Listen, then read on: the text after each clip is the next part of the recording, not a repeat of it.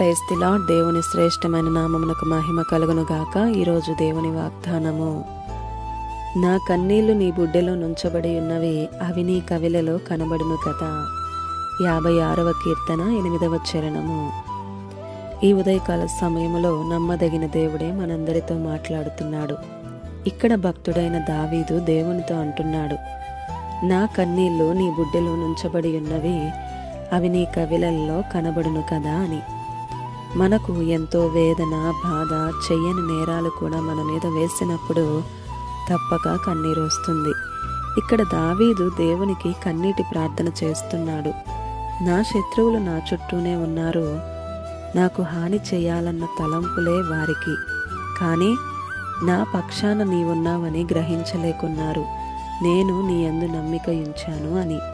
నిజంగా ప్రియ సహోదరుడా, సహోదరి, కన్నీటి ప్రార్థన చాలా విలువైనది.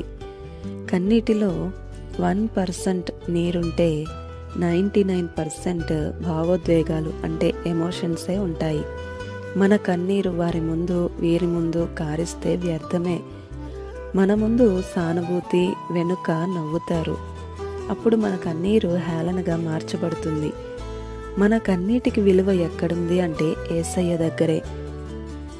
నీకు ఏ బాధ వచ్చినా, ఏ కష్టం వచ్చినా, ఏ పరిస్థితుల్లో నీవున్నా ఆయన పాదాల దగ్గర కన్నీరు విడిస్తే వెంటనే నీకు జవాబు వస్తుంది.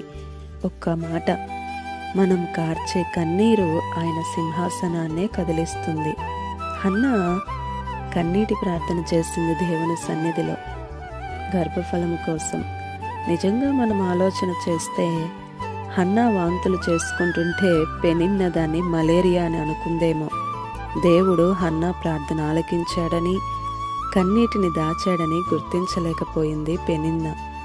దేవుడు మీ ఎదుటనున్న వారిని గందరగోళానికి గురిచేసి మీ ఆశీర్వాదాలు వచ్చే వరకు వాళ్ళను అనుమానంలో ఉంచుతాడు. ఆమేన్. భయపడకు, ప్రార్థించు. నీ దేవుడు నీకు తోడుగా ఉన్నాడు. ధైర్యంగా ఉండు.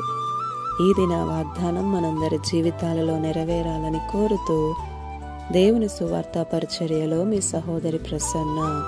God bless you. ఆమేన్.